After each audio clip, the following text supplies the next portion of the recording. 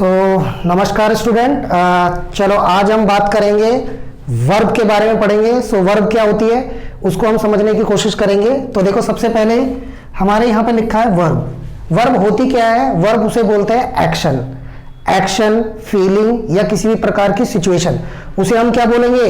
Verb बोलेंगे। ऐसे समझ सकते हो वर्ब क्या होती है, काम किसके आती है? ज्यादातर जब हम कोई भी सेंटेंस बनाते हैं, तो जब हम कोई सेंटेंस बनाते हैं उसमें हर चीज में वर्ब जो है नेसेसरी होती है और उसका हमें यूज करना होता है। ठीक है, तो अभी हम जो बता रहे हैं आपको क्या है, राइटिंग स्किल बता रहे हैं और स्पीकिंग भी हम साथ के साथ कराएंगे। और अगर हमें क्या है वर्ब पता होगी तो किसी भी सेंटेंस को हम आसानी से समझ सकते हैं और लिख सकते हैं। तो करते हैं स्टार्ट इसको वन बाय वन। ठीक है, तो वर्ब यानी कि एक्शन, फीलिंग या सिचुएशन। अब वर्ब को जो है ना हमने तीन पार्ट में डिवाइड किया हुआ है। ठीक है, और उसको तीन पार्ट में इसको समझेंगे हम। पहला जो वर्ब होती है, एक होती है मेन वर्ब, एक होती है हेल्पिंग वर्ब और एक होते हैं मोडाल्स।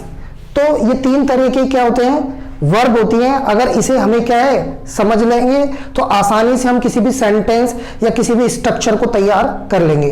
तो वन बाय वन समझते हैं। देखते हैं कि जो मेन वर्ब होती है ये ज्यादातर क्या होती है? एक्शन होती है। क्या होती है? एक्शन होती है। और ज्यादातर इसका यूज कैसे होगा ये चीज देखते हैं। अब जो मेन वर्ब होती है ये एक तो क्या होती है? वर्ब की फर्स्ट फॉर्म होती है, वर्ब की सेकंड फॉर्म होती है, वर्ब की थर्ड फॉर्म होती है और वर्ब की आईएनजी फॉर्म होती है। और ज्यादातर जितनी भी वर्ब होंगी वो क्या होगी? टेंस के अकॉर्डिंग लगेंगी। अब टेंस क्या होता है? टेंस का मतलब होता है टाइम, टाइम यानी कि प्रेजेंट, पास्ट एंड फ्यूचर। तो ऐसे करके तीन तरह के क्या होते हैं? टाइम होते हैं और उन टाइम के अकॉर्डिंग हम वर्ब को लगाते हैं। तो देखते हैं वन बाय वन आगे समझते हैं। जैसे कि वर्ब, तो वर्ब की जो फर्स्ट फॉर्म होगी तो हम या तो इसको प्रेजेंट में लगाएंगे या फ्यूचर में लगाएंगे। जैसे कि एग्जांपल देख लेते हैं। मैंने बोला कि आई गो टू स्कूल। अब आई गो टू स्कूल यानी कि प्रेजेंट टेंस है एक। और ऐसे ही मैंने बोला I will go to school, तो मैं स्कूल जाऊंगा। तो ये फ्यूचर हो गया और ये प्रेजेंट हो गया।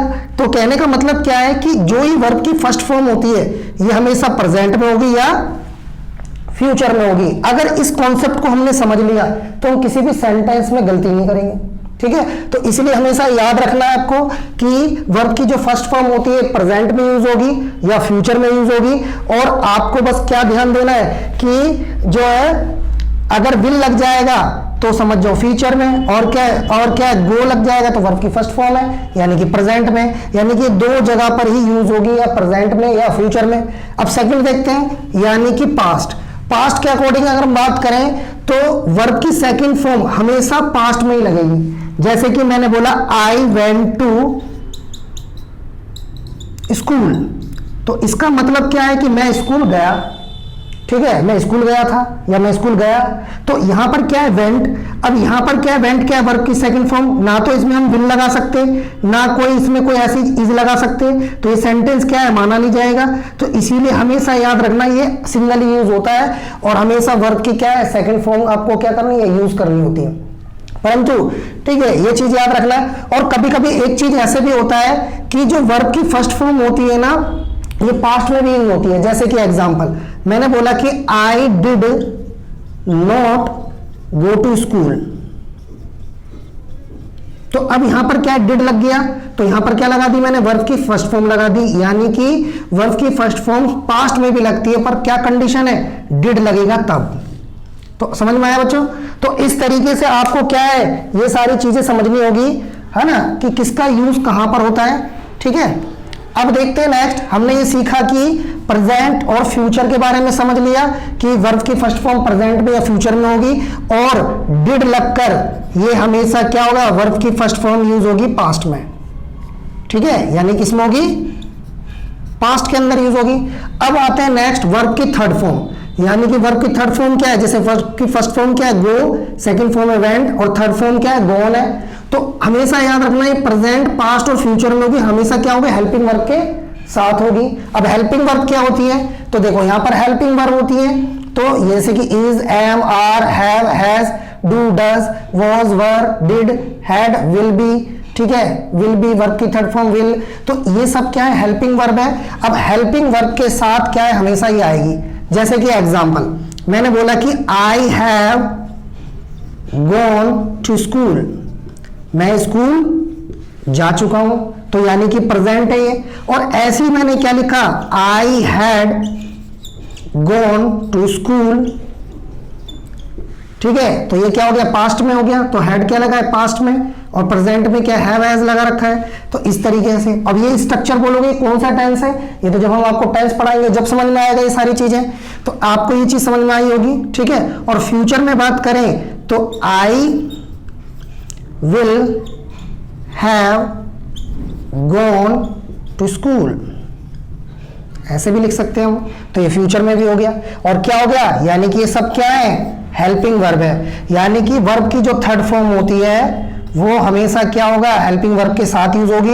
ये हो गया प्रेजेंट, ये हो गया हमारा पास्ट, और ये हमारा हो गया फ्यूचर, ठीक है, इस तरीके से समझना है। अब देखते हैं, नेक्स्ट देखते हैं हम कि आईएनजी फॉर्म, वर्ब की फोर्थ फॉर्म है ये भी प्रेजेंट में, पास्ट में, फ्यूचर में होगी, और वर्ब की फर्स्ट हेल्पिंग वर्ब के क्या होगी, साथ होगी। और जैसे कि गो वर्ब की फर्स्ट फॉर्म है, वेंट सेकंड फॉर्म है, और थर्ड फॉर्म गोन है, और आईएनजी फॉर्म यानी फोर्थ फॉर्म जिसको गोइंग बोलते हैं। अब एग्जांपल कि प्रेजेंट में जैसे मैंने बोला I am going to school, ठीक है, तो ये प्रेजेंट हो गया। I was going to school, और I will be going to school. तो क्या देखा हमने कि हमने ये देखा कि भाई जो ये प्रेजेंट में भी होगी, पास्ट में भी होगी, फ्यूचर में भी, और हेल्पिंग वर्ब के साथ आएगी, यानी कि सिंगल नहीं आएगी कभी भी, ठीक है। तो इस तरीके से हमने ये समझा कि जो ये मेन वर्ब होती है, जब कोई हम सेंटेंस बनाते हैं या कोई भी चीज लिखते हैं तो उसमें जो है ये कब यूज करनी है, आपको जब मर्जी कहीं पे भी नहीं लगा देनी है, ठीक है। तो इस तरीके से आपने इस चीज को समझा होगा, है ना, तो आपको क्या ये चीजें क्लियर हुई होगी, ठीक है। आगे देखते हैं हम नेक्स्ट बच्चों कि अब अगला हमारा क्या है, नेक्स्ट क्या है, हेल्पिंग वर्ब है।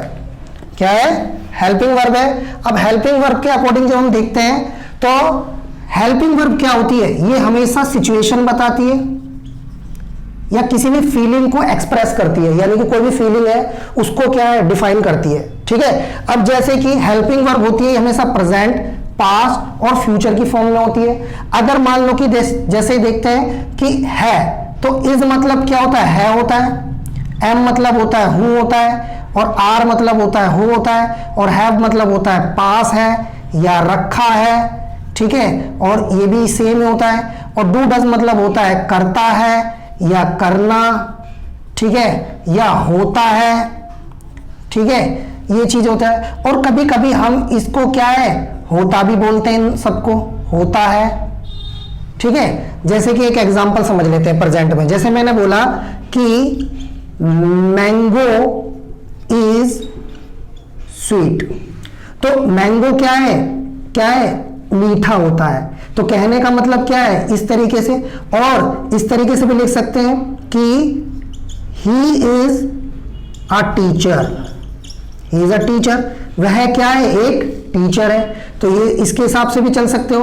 तो यानी कि फीलिंग को दर्शाता है, जैसे कि he is a teacher, mango is sweet. तो इस तरीके से ये चीजें याद रखनी है आपको। ऐसे क्या होता है, पास्ट में हो जाएगा, है ना।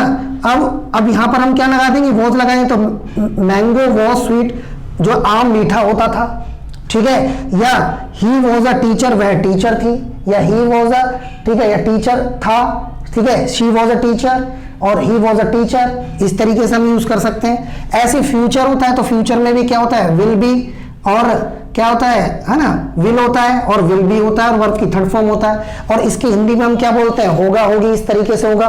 तो समझ में ये बात क्लियर हो गया।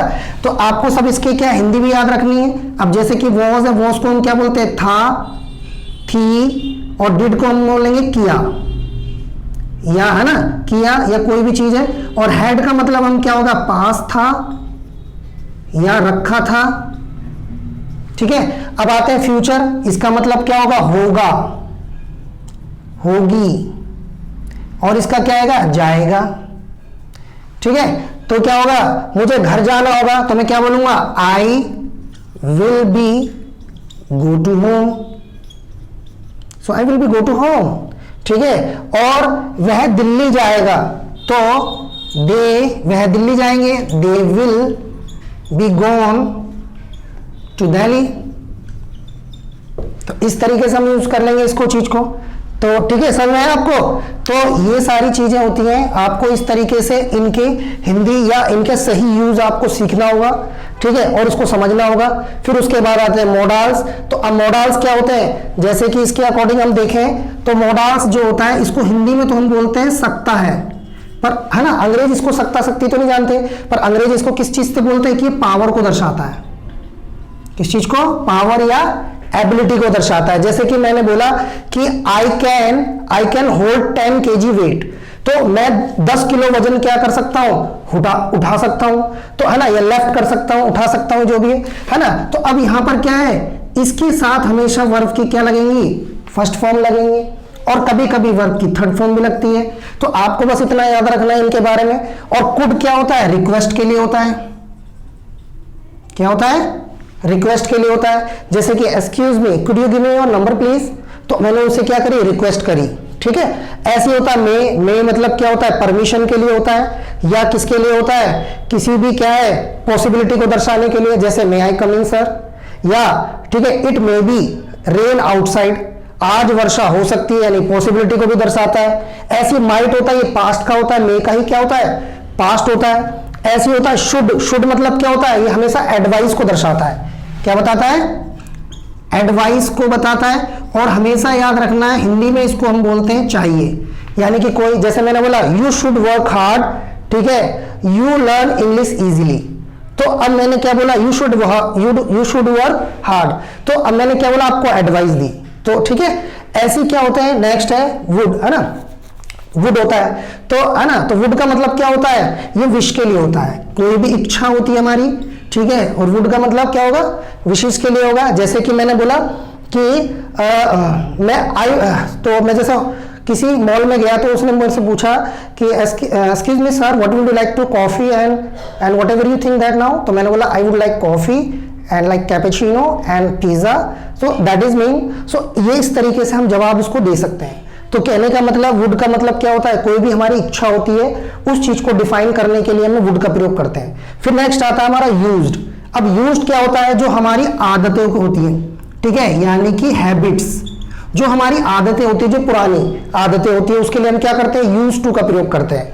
जैसे कि क्या है, मैं जो है ना बचपन में क्रिकेट खेला करता था, तो बोलूंगा I use to play cricket my childhood life. तो अब यानी कि मैंने इसमें क्या यूज करा, आई यूज टू। तो यूज मीन्स ज्यादातर क्या होता है, हैबिट्स के लिए होता है, पुरानी बातों को, पास्ट की आदतों को, उन चीजों को बताने के लिए भी इसका यूज करते हैं। तो वर्ब के अंदर बच्चों आपको यही चीज समझनी है, और इनका सही यूज करना जो है हम क्या है सीखेंगे, ठीक है। और आगे देख सकते हो आप, अब हमने क्या है इंग्लिश के, मैंने बोला आप बहुत ही जल्दी इंग्लिश सीख जाओगे आसानी से, पर आप हमारे स्टेप को फॉलो करोगे।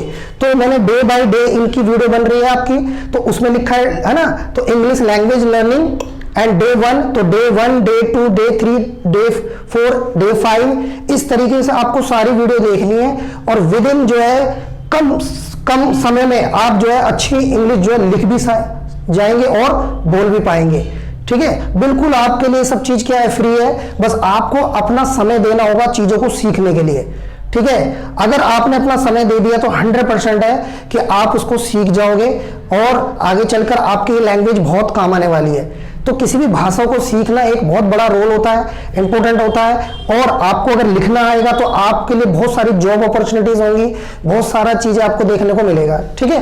तो मैं आशा करता हूं कि आपको वर्ब के बारे में कॉन्सेप्ट बिल्कुल अच्छे से समझ में आया होगा, ठीक है। आपको बस अपने मेमोराइज करना है अपने दिमाग में कि, है ना, और डोंट बी मगर, आपने आपको रट्टा नहीं मारना है, चीजों को बस समझने की कोशिश करना है, अंडरस्टैंड करने की कोशिश करना है। जैसे कि अभी मैंने बताया वर्ब क्या होती है, भाई एक्शन होती है, फीलिंग होती है, सिचुएशन होती है, और जैसे कि मेन वर्ब होती है, हेल्पिंग वर्ब होती है, और मोडाल्स होते हैं। बस इन्हीं को आपको पढ़ना है, और फिर इन्हीं को हम क्या कर सकते हैं, यूज कर सकते हैं, ठीक है। तो ये सारी चीजें अब नेक्स्ट वीडियो में, बाकी अब वर्ब के बारे में या और भी आगे का कॉन्सेप्ट हम समझेंगे, क्योंकि अभी जो हमारी जो सीरीज चल रही है वो पार्ट ऑफ स्पीच की चल रही है। जैसे ही हमारे पार्ट ऑफ स्पीच कंप्लीट होंगे तो हम आपको टेंसेस कराने के बाद फिर आपको स्पोकन क्लास की जो है बिल्कुल अच्छे से तैयारी कराएंगे और समझाएंगे। तो इसीलिए आपको सबसे पहले बेस क्लियर होना बहुत जरूरी है। तो मैं आशा करता हूं, धन्यवाद, आप देखते रहें इस वीडियो को और समझें। Bye bye, see you.